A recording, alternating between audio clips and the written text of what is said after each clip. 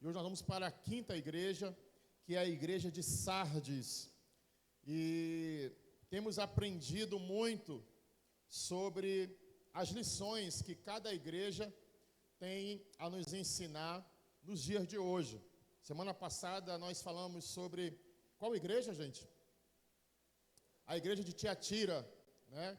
E ali nós extraímos lições sobre aquele demônio chamado Jezabel, né? Que tem roubado a autoridade, ela tem causado muitos males, mas assim como Deus ele faz a obra completa. Deus, quando Ele revela, é porque Ele já está dando a libertação. Amém ou não amém? Você pode aplaudir o Senhor, porque aqui Jezabel não tem vez, aqui Jezabel não entra. Amém? E se ela entrou, ela já foi para o quinto dos infernos, que é lá que é o lugar dela. Amém? Em nome de Jesus. Então hoje, meus irmãos, nós vamos falar sobre mais uma igreja, a igreja de Sardes, Apocalipse capítulo 3, no verso de número 1. Apocalipse capítulo 3, verso de número 1. E mais uma vez, meus irmãos, eu quero contar com a ajuda. Por quê? Porque são ministrações que requerem muito da nossa atenção e tem uma profundidade bíblica que transmite para nosso conhecimento. Então, eu peço mais uma vez que você que tem o costume de digitar ou então de escrever, não faça isso, porque você vai ficar um pouco perdido, né? Ficar um pouco para trás. Porque como nós temos pouco tempo e a gente precisa ser fiel ao tempo, e eu quero, mais uma vez, ser fiel ao tempo para falar tudo sobre essa igreja, que eu tenho certeza que vai nos abençoar muito. Então, um conselho que eu te dou é que você prepare o seu celular para tirar foto dos pontos aqui, tá bom? Ou quando você chegar na sua casa, depois de sair da igreja, você vai para uma pizzaria, você vai para com a sua célula, com a sua família. Quando chegar em casa, a mensagem já vai estar gravada lá no nosso canal no YouTube, tá bom? Então, para que você não se atrase, tá bom? Então vamos lá. Ao anjo da igreja em Sardes escreva: estas são as palavras daquele que tem os 7 Espíritos de Deus e as 7 estrelas. Conheça as suas obras. Você tem fama de estar vivo, mas está morto. Esteja atento. Tem uma tradução que diz assim: seja vigilante, fortaleça o que resta e que estava para morrer, pois não achei suas obras perfeitas aos olhos do meu Deus. Lembre-se, portanto, do que você recebeu e ouviu. Obedeça e arrependa-se. Mas se você não estiver atento, virei como um ladrão e você não saberá a que hora virei contra você. Olha isso aqui, irmãos. No entanto, você tem aí em Sardes uns poucos que não contaminaram as suas vestes. Eles andarão comigo, vestidos de branco, pois são dignos. O vencedor será igualmente vestido de branco.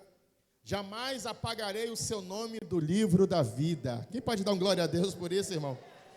Mas o reconhecerei diante do meu Pai e dos seus anjos. Verso de número 6. Aquele que tem ouvidos, ouça o que o Espírito diz às igrejas. Senhor Jesus, amamos o Senhor.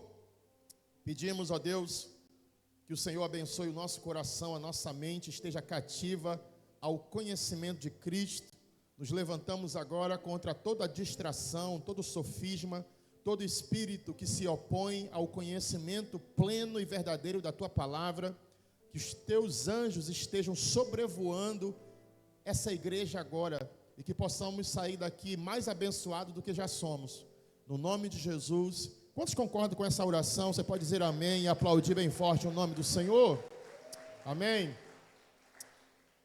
Meus irmãos, deixa eu falar um pouco aqui sobre conhecimento dessa cidade de Sardes. Sardes era uma cidade da antiga Anatólia. Pastor, o que é Anatólia? Não sei, se você botar o Google lá, você vai aprender o que é.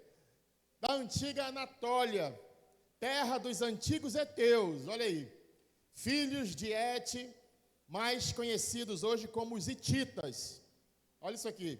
Era a capital do reino da Lídia da Ásia Romana, hoje a atual Turquia. Todo mundo sabe que as 7 igrejas fica hoje localizado onde? Na Turquia. Um dia, quando a gente for fazer uma excursão para Israel, a gente vai até a Turquia e a gente vai visitar essas 7 igrejas hoje. Amém ou não amém? Muitas estão em ruínas, mas a gente vai, pelo menos no território lá, a gente vai fazer lá um safari israelita. Olha aí, ESA Turismo. Um safari israelita para lá, né? Sardes, meus irmãos, foi destruída por um terremoto. Olha isso aqui. Sardes foi destruída por um terremoto no ano 17 depois de Cristo, mas foi reconstruída sem muita dificuldade devido à boa condição financeira de seus moradores. É uma cidade economicamente muito forte, muito próspera.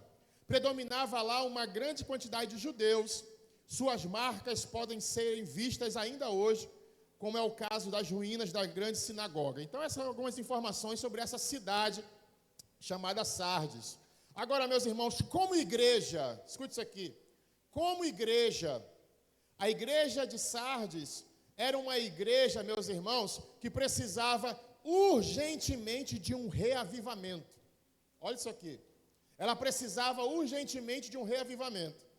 Jesus diz a João, o autor da carta de João ao Apocalipse, às igrejas, o livro de Apocalipse, ele diz que Sardes era uma igreja que precisava urgentemente de um reavivamento, e que Sardes tinha uma fama de ser uma igreja viva, mas que na verdade era uma igreja morta. Era uma igreja viva, quem sabe economicamente falando, mas espiritualmente era uma igreja infelizmente morta. Eles haviam perdido o fervor espiritual. Eles trabalhavam, mas sem paixão, sem amor, literalmente no modo automático. Olha isso aqui, irmãos. A chama do espírito dos corações da maioria dos irmãos dessa igreja haviam literalmente se apagado. Olha só. Não havia mais alegria genuína. Não havia mais alegria por Jesus. Não havia mais alegria pelo chamado. Era uma igreja que aparentemente estava viva, mas internamente uma igreja que havia morrido. Olha para o teu irmão, vê se ele tem cara que está vivo, vê aí. Fala assim, irmão, me dá um sinal que tu está vivo aí, pelo amor de Deus. Se ele dá um glória a Deus, ele está vivo, irmão.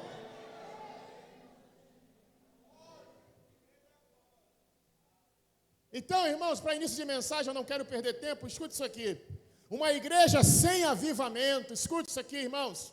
Uma igreja sem avivamento é uma igreja fraca, é uma igreja apática, anêmica, robotizada na adoração. Levanta a mão, faz isso, faz aquilo, e dá pulinho para um lado, dá pulinho para o outro, e faz isso. É uma igreja robotizada na adoração, sujeita a ser vencida facilmente pelos ataques do diabo. Qual é a verdade central dessa igreja de Sardes para nós, pastor? É isso aqui, irmãos, que sem avivamento não há avanço. Não adianta, irmãos, a gente querer conhecer a visão de Deus e não ter o Deus da visão. Não adianta a gente querer se aprofundar nas 4 colunas da visão do MDA, as 5 funções da célula, e tá, e pá, e Barnabé para um lado, e fator não sei o que lá para o outro, e pá, e pá. A visão de Deus, e peraí. E o Deus da visão. Então, sem avivamento, meus amores, não há avanço. Eu queria que você profetizasse e falasse para 3 aí, falei, irmão, sem avivamento não há avanço. Não adianta. é andar com freio de mão puxado, não adianta, irmão. Então Deus está falando para a igreja da família, é tempo de pisar no acelerador, cheios do avivamento do Senhor para a nossa vida hoje, irmão. O avivamento acelera o crescimento da igreja, e o diabo sabe disso, o diabo sabedor disso. Ele quer causar frieza espiritual para conter o avanço da igreja. E por algum momento o diabo conseguiu fazer isso com uma igreja chamada Sardes. Então nós vamos ver hoje 3 coisas. Número 1, quando que uma igreja necessita de um reavivamento? 2, como que uma igreja pode experimentar um reavivamento? E 3, quem é o agente do avivamento? A igreja de Sardes necessitava urgentemente de um reavivamento, gente. E quando é que uma igreja necessita de um reavivamento? Número 1, tire foto.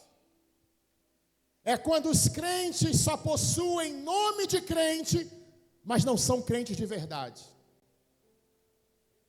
Tem cabelo de crente, tem roupa de crente, tem um linguajar gospel de crente. E varão? Fogo. Fala, varoa. Tem um vocabulário de crente. Olha o que a Bíblia diz. Não sou eu, é a Bíblia. Capítulo 3, verso 1. Ao anjo da igreja de Sardes escreva: estas são as palavras daquele que tem os 7 Espíritos de Deus e as 7 estrelas. Conheço as suas obras. Você tem a fama de estar vivo, mas está morto. Olha isso aqui, irmãos. Uma igreja necessita de um reavivamento quando os crentes só possuem nome de crente, mas não são crentes de verdade. É possível as pessoas terem, escute isso aqui, é possível as pessoas terem seus nomes escritos no rol de membros de uma igreja, mas os seus nomes não estarem escritos no livro da vida. Olha para o teu irmão e diga assim: misericórdia. Sardes vivia assim, meus amores. Uma igreja que só tinha cara de igreja, mas não tinha coração de igreja. Uma igreja que só tinha capa de igreja, mas não tinha conteúdo de igreja. Uma igreja que só tinha aparência de igreja, mas que não tinha essência de igreja. Número 2, quando é que uma igreja necessita de um reavivamento? Quando há crentes que estão no CTI espiritual. Não sou eu que estou dizendo, é a Bíblia. Vamos ver? Verso de número 2. Esteja atento, fortaleça o que resta e que estava para morrer, pois não achei suas obras perfeitas aos olhos do meu Deus. Meus irmãos, o pecado às vezes de forma sutil, escute isso aqui, o pecado às vezes de forma sutil, de uma forma imperceptível, a gente cede aqui, a gente cede ali, e aos poucos o pecado vai nos enfraquecendo e nos adoecendo espiritualmente. É a famosa frase: isso não tem nada a ver. Faz um pouco aqui, faz um pouco ali, cedo aqui, cedo ali. Quando a gente menos imaginar, as nossas forças espirituais se acabaram. Quando é que uma igreja necessita de um reavivamento? Quando há crentes que estão no CTI espiritual, o pecado pouco a pouco vai tirando de nós a vontade de ler a Bíblia, de orar, a vontade de nos envolver nas coisas que Deus está promovendo. Quando é que uma igreja necessita de um reavivamento? Número 3, quando há crentes que, embora estejam em atividade na igreja, levam uma vida sem integridade. Verso número 2, esteja atento, fortaleça o que resta, o que estava para morrer, pois não achei suas obras perfeitas aos olhos do meu Deus. Mas se você pegar essa tradução e trazer para a tradução da King James, olha o que diz: se alerta e fortalece o que ainda resta e estava prestes a morrer, porque não tenho encontrado integridade em tuas obras diante do meu Deus. A igreja de Sardes era uma igreja operante. eles trabalhavam, eles produziam, havia um calendário de programações, mas todas as obras que eles faziam eram feitas sem integridade. Fazer a obra de Deus sem integridade quer dizer viver uma vida dupla. Eu queria que você anotasse isso aqui. Não havia uma cultivação de uma vida espiritual saudável. Ou seja, eles faziam sem preparo, faziam de qualquer jeito. Quando é que uma igreja necessita de um reavivamento? Quando há crentes se contaminando abertamente com o mundo. Verso de número 4. No entanto, você tem aí em Sardes uns poucos que não contaminaram as suas vestes. Interessante isso aqui, eu quero dizer que não são todos. Ele diz aqui, olha, uns poucos que não se contaminaram, ou seja, a grande maioria haviam se contaminado abertamente com o mundo. Haviam pessoas na igreja de Sardes que estavam lá, mas que estavam com as suas vestiduras todas contaminadas. Estavam se poluindo espiritualmente, amavam mais o mundo do que a Cristo, estavam com o coração inteiramente dividido, estavam na igreja, mas ao mesmo tempo na prática do pecado. Essa igreja, irmãos, escute isso aqui, diferentemente das outras igrejas que nós já aprendemos, igrejas que foram perseguidas pelos judeus, igrejas que foram perseguidas por falsos mestres, igrejas que foram perseguidas por Jezabel. Essa igreja, irmãos, não está sendo ameaçada nem por heresias, nem por perseguição. O que está destruindo essa igreja é o mundanismo, a secularização. O que é isso? Manter a amizade com o mundo, amar o mundo. É um perigo quando uma pessoa diz que saiu do mundo, mas que o mundo ainda não saiu de dentro dela. É um perigo quando nós dizemos sair do Egito, mas o Egito ainda não saiu de dentro de nós. Não pratico mais a bebedeira, mas de vez em quando me dá vontade de tomar uma Heineken. Vou pregar de costas para não dizer que é indireta. O pastor está me dando indireta. É a palavra, irmão, não sou eu não. E era exatamente o que Sardes estava vivenciando, gente. Uma igreja que aparentemente viva, mas que estava morta. Uma igreja que, apesar de ser uma igreja que trabalhava, mas ao mesmo tempo uma igreja que, ao apagar das luzes, voltava-se para a sua vida de pecado. Era uma igreja que não era liberta. Uma igreja vivendo muito com a síndrome de Sansão. Sansão, um homem que havia nascido com um propósito de libertar o povo da opressão dos filisteus. Nasceu debaixo de uma unção, nazireu. Tem pré-requisito para manter a unção. Não pode tocar em coisa morta. Não pode passar sobre a sua cabeça navalha. Irmãos, há um preço para se manter a unção. A unção é Deus que derrama, mas quem mantém a unção de Deus na nossa vida somos nós. Fala para o teu irmão, há um preço para se manter a unção. Não podemos viver de qualquer jeito, gente. Não podemos viver como a maioria das pessoas lá no mundo vivem. É um preço a se pagar, é uma renúncia. E Deus está falando, uma igreja vivendo muito com a síndrome de Sansão, uma igreja que sabe por que foi levantada, Uma igreja que sabe o propósito de não apenas estar sentada num banco para ouvir uma mensagem de domingo a domingo. Não, uma igreja que sabe que não foi levantada para ser uma igreja consumista ou quem sabe até achar que isso aqui é um clube. Vem todo domingo, se enche de uma palavra, se gostar, amém, se não gostar, reclama. Todo mês paga a mensalidade com dízimo e assim vai vivendo a sua vida, vai vivendo, e aí não muda nada. Não, nós somos uma igreja que não temos a síndrome de Sansão, porque Sansão, ele havia nascido com o propósito de libertar e de manter a pureza, de fazer muita coisa, de ser usado pelas mãos de Deus para libertar uma verdadeira nação da escravidão, das mãos dos filisteus. Mas Sansão se contaminou com aquilo que não poderia se contaminar. Vou aqui na faixa de Gaza conhecer uma mulher prostituta por nome Dalila.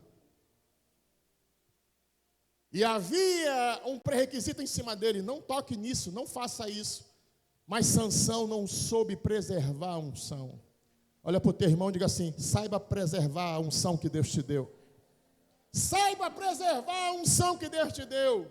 Porque Deus te fala uma coisa: o cair é do homem, mas o levantar é de Deus. Irmão, o cair é do homem, mas o levantar não é em 24 horas. É um processo doloroso, irmão, e nem todo mundo está disposto a pagar esse preço. Olha para o teu irmão e diga assim: nós somos a síndrome de Daniel. Fala para ele: nós somos da síndrome de Daniel. Vivemos em um mundo contaminado, mas a contaminação não chega no nosso coração. Podemos viver na Babilônia, mas a Babilônia não vive dentro de nós, irmão.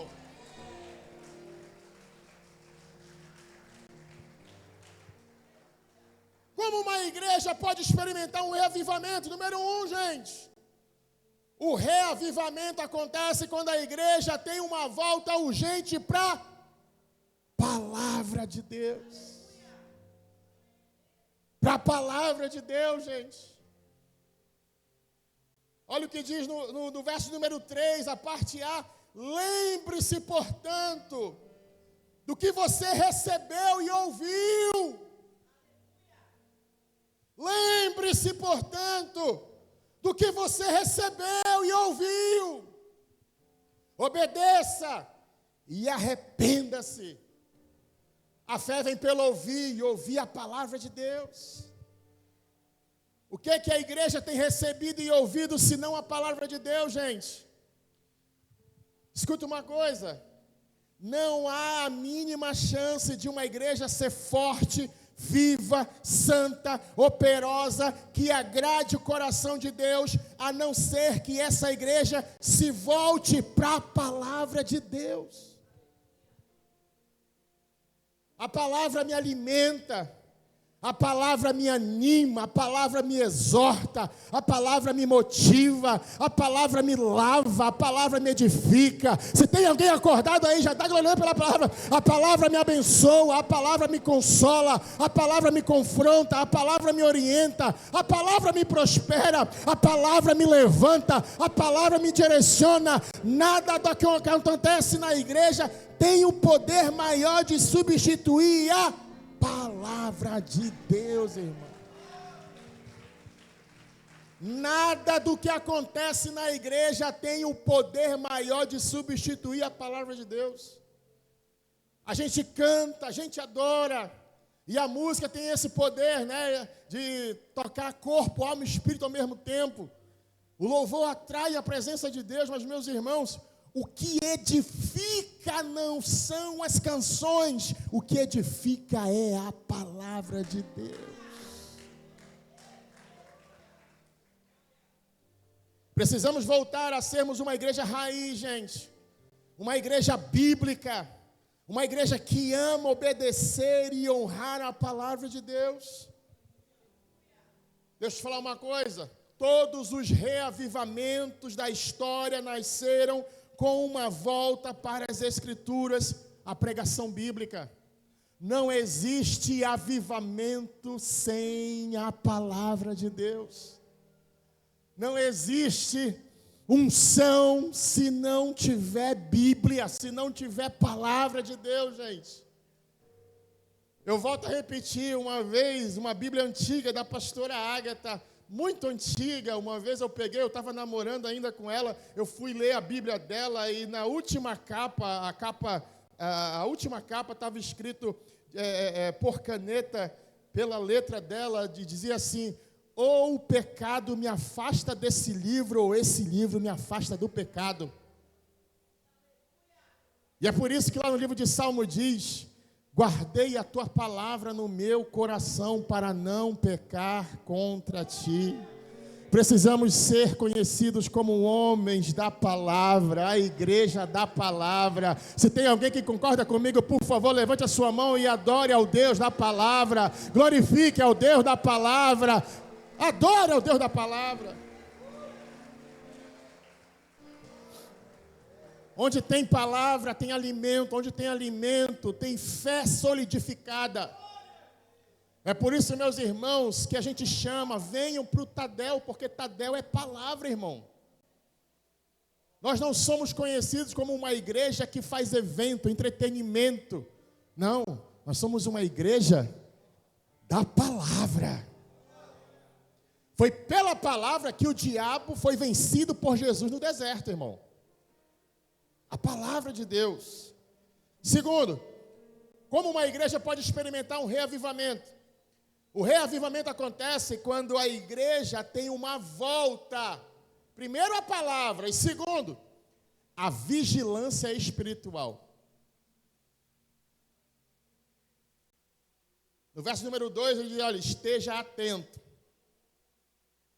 Tem uma tradução que diz: seja vigilante. 1 de Pedro, capítulo 5, verso 8, diz assim: sejam sóbrios e vigiem.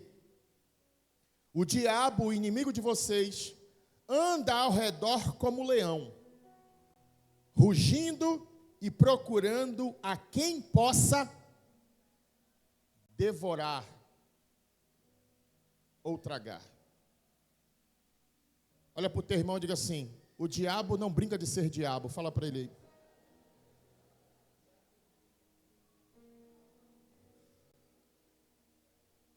Irmão, o demônio do adultério não brinca de ser demônio do adultério. Um adultério pode começar com uma curtida no Instagram de uma foto tua. E vai achando que é brincadeira. Vai achando. O adultério pode começar com um aperto de mão mal intencionado. E vai achando que é brincadeira.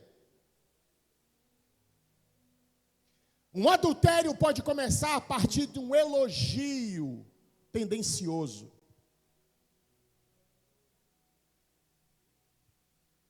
Olha para o teu irmão e diga assim: vamos vigiar, irmão.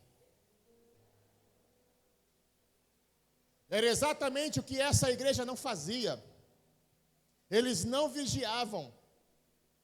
Irmãos, se nós não vigiarmos, o inimigo vem e nos ataca. Nós precisamos, como a Bíblia está dizendo, sermos sóbrios e vigilantes. Efésios capítulo 6, verso 11, olha o que diz, meus amores. Vistam toda a armadura de Deus, para poderem ficar firmes contra o quê? As ciladas do diabo. Essa tradução está legal. Ficar firmes contra... Cadê a versão anterior, Bruno, que estava aqui? Contra as firmes ciladas, não é isso que estava escrito? Contra as firmes. Contra, olha aqui, ó, pode ficar firmes contra as ciladas do diabo. Irmãos, deixa eu falar uma coisa. A palavra cilada, no original, significa metodeia. O que é isso? De onde vem métodos? Os mais variados modelos. Vários laços que o diabo usa para nos derrubar, irmão. Ou seja, como ele está dizendo, contra as ciladas do diabo. Ou seja, o diabo ele usa várias formas para tentar nos derrubar. Se o diabo não nos conseguiu derrubar na área do sexo, ele vai para a área do dinheiro. Se ele não conseguiu nos derrubar na área do dinheiro, ele vai para a área do orgulho. Se o diabo não nos conseguiu vencer na área do orgulho, ele vai para a área da soberba. Então fala para 3 aí, vamos vigiar, irmão. Fala para 3 aí, vamos vigiar, irmão.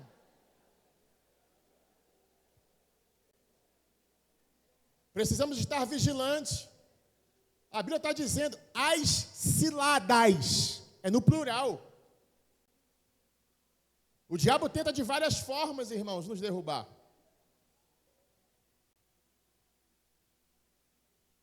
E nós temos que voltar a sermos vigilantes. Se for para errar, que possamos errar para mais e não para menos. É melhor achar que tudo é pecado do que achar que nada é pecado. Eu vou repetir. É melhor achar que tudo é pecado do que a gente defender a tese que nada é pecado.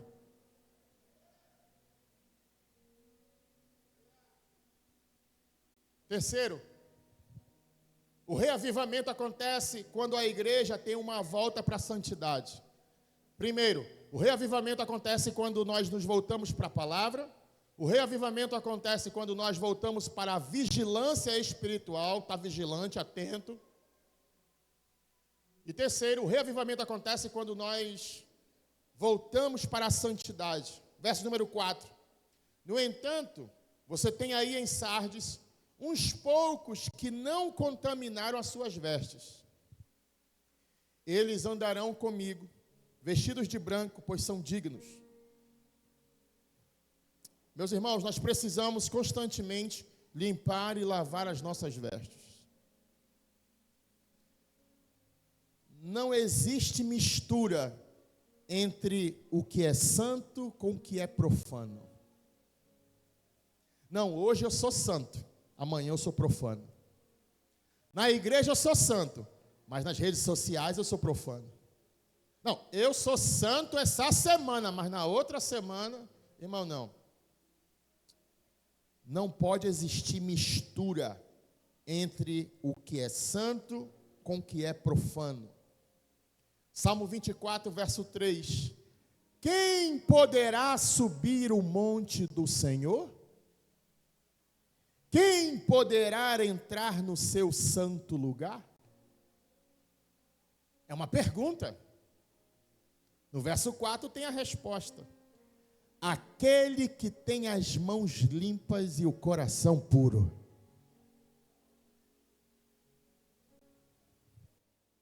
Olha para o teu irmão e diga assim: precisamos voltar. Não, sacode ele, irmão. Você não está no cemitério, você está numa igreja de avivamento. Sacode e fala assim: irmão, precisamos voltar para uma vida de santidade. Fala para ele: precisamos voltar para a palavra de Deus.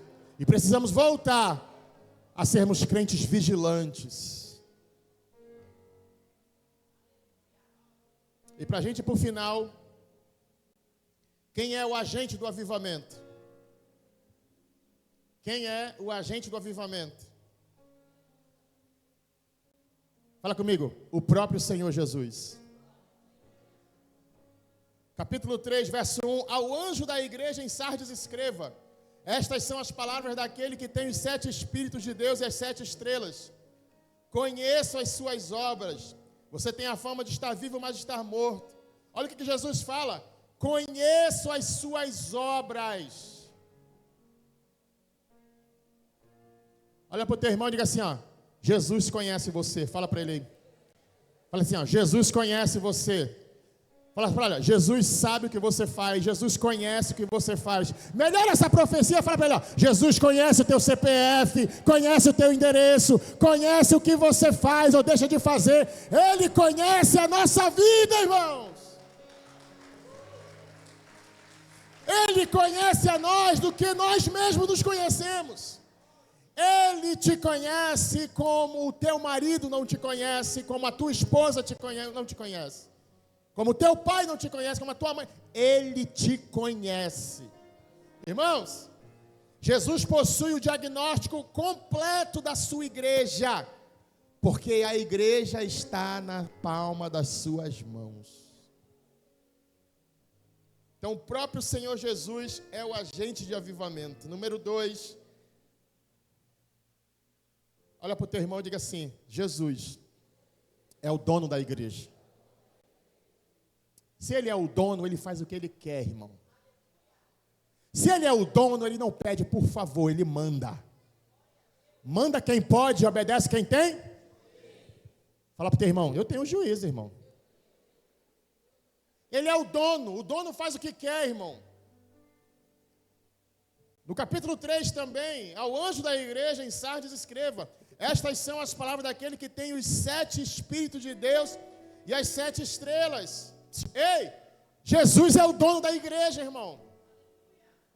Ele tem as igrejas nas suas mãos. A igreja é de propriedade exclusiva dele.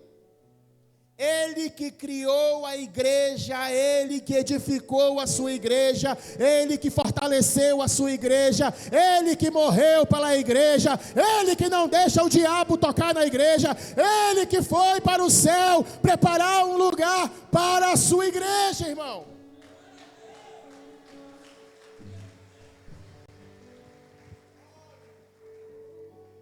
E terceiro, Jesus é o único que pode reavivar a sua igreja através do Espírito Santo de Deus. Ele é o dono da igreja. Ele é o único que pode reavivar a sua igreja através do Espírito Santo. No verso 1 também, para a gente concluir, estas são as palavras daquele que tem os 7 Espíritos de Deus. Ter os 7 Espíritos de Deus, meus irmãos, quer dizer poder soberano, plenitude. Tudo veio dele, tudo volta para ele. Só ele pode soprar e derramar a plenitude do Espírito Santo sobre a sua igreja. Eu quero terminar, eu tenho 3 minutos, indo para Ezequiel, capítulo 37. Onde o próprio Deus levanta um profeta chamado Ezequiel e diz: Ezequiel, olha esse vale. E esse vale se chamava Vale dos Ossos Secos. Era um vale sem vida, sem avivamento. Era um vale onde só haviam pessoas mortas. E no verso 3, Deus pergunta para o profeta Ezequiel assim: filho do homem, poderão esses ossos tornar a viver? Eu respondi: ó soberano Senhor, só tu sabes. Então ele me disse: profetize a esses ossos e diga: ossos secos, ouçam a palavra do Senhor. Oh, my friend, isso aqui não é apenas um livro de capa preta.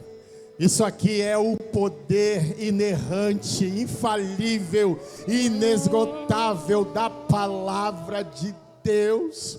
Ossos secos, secos, ouçam a palavra de Deus.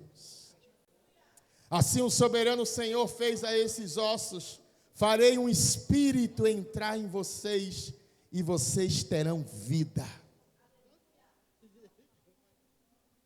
Com 1 minuto. Será que Deus, a começar de mim que sou o pastor desse lindo rebanho, será que Deus, o mesmo Deus que olhou para a igreja de Sardes e viu uma igreja morta espiritualmente, será que Deus, escute, será que Deus, ao olhar para nós hoje, Será que ele vai ter a mesma visão que o profeta Ezequiel teve dos vales dos ossos secos? Será que aos olhos de Deus, nós aqui, aos nossos olhos, nós estamos vivos, cheirosos, bem vestidos?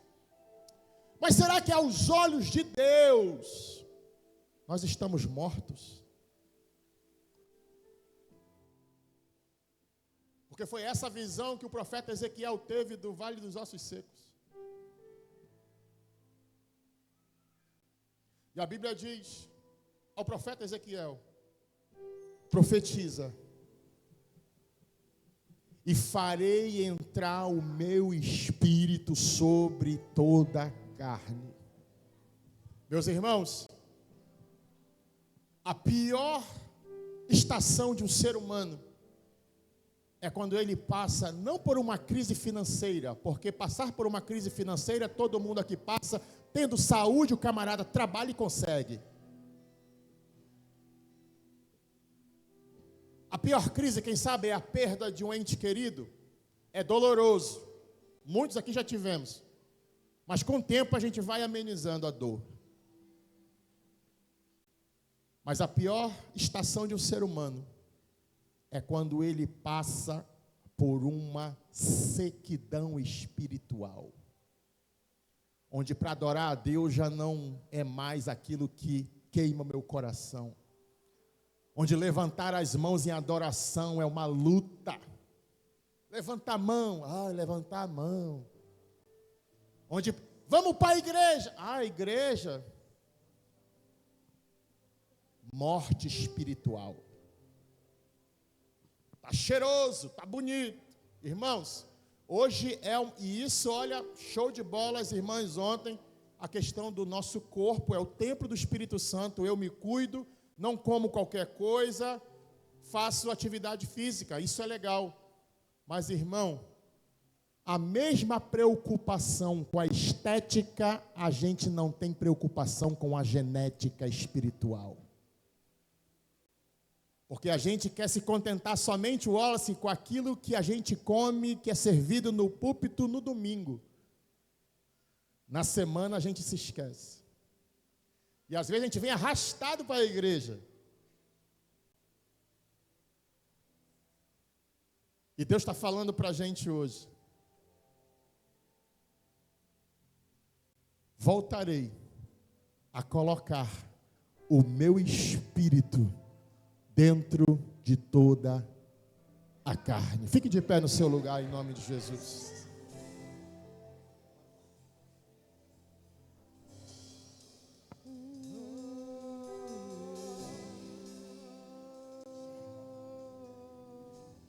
Sabe, queridos, nós temos que negar a vivermos uma vida de aparência.